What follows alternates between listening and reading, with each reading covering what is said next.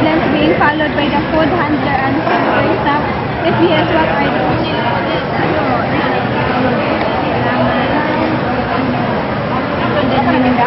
Okay, so are there any instances that the food handler and server did not follow the guidelines?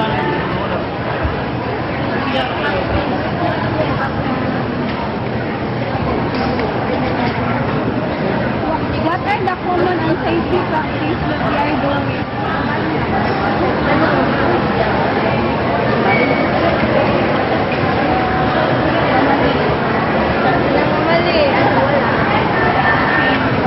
That establishment has devised and physical hazard, biological hazard, and physical hazard. So, does the management conduct food safety training for the staff? If yes, how many in a year? Once a year, okay. So, do you receive customers complain because of the unsafety food? What was that? How do you solve the particular complaint? Okay, no. So, thank you, ma'am.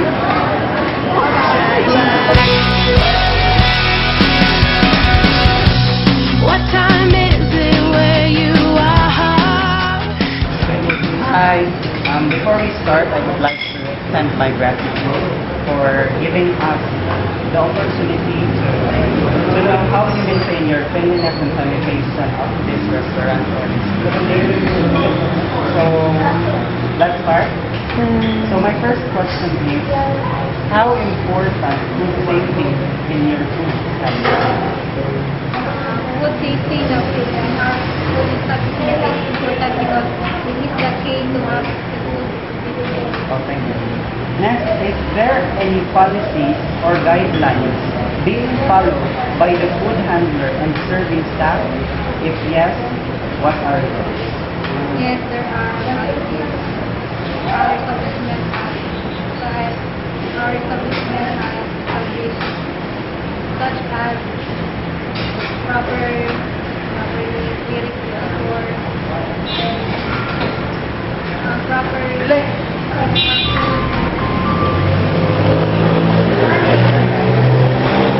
Next question. Are there any instances that the food handler and serving staff did not allow the policies, guidelines, SOPs of food safety?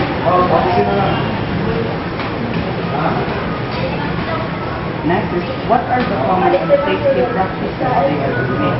What consequences they receive? Kung naay mamali, ay kung naay wala nagpa-proper outfit, na-report na po sa office. Naman may daily outfit report. Na wala naman siya report na wala na uniform, kailangan ng uniform. Tapos, ang management ang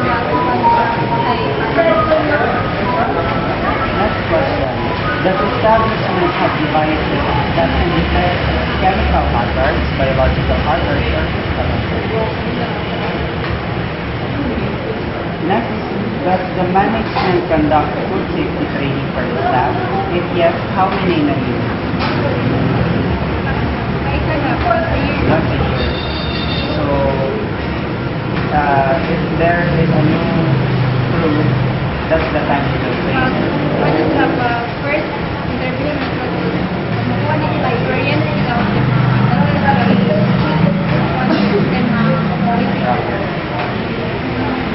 Do you receive customer complaint because of unsafe food served? What was that? How do you solve that particular concern? Kasagaran na aming guide, may katong complaint kay allergic sa food. Ginapan ko siya, diyato sa hospital. Isang order sa bangon sa umaga. Wani, ang mga tumatay kay bangus, hindi na niya gina-order. Tapos, kamo ang nag-cater sa bayan sa hospital. Kaya kami nag-avoid kay kami bawang. Kaya need. Kaya hindi mo sa taon. Kaya minan ba? Kung nakasure dahil mo, nandito sa kita or sa wala dito sa hospital. Ano ba siya?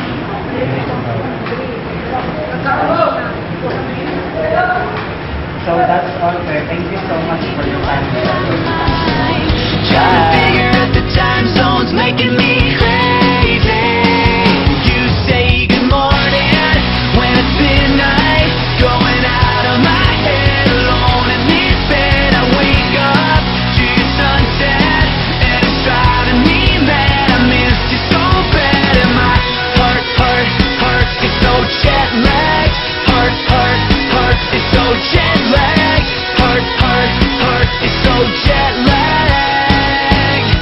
It's the jet lag.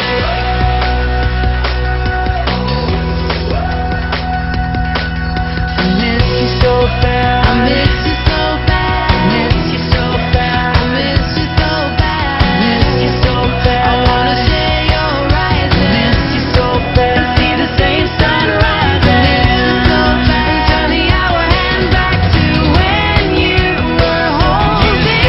Morning when it's midnight, going out of my head.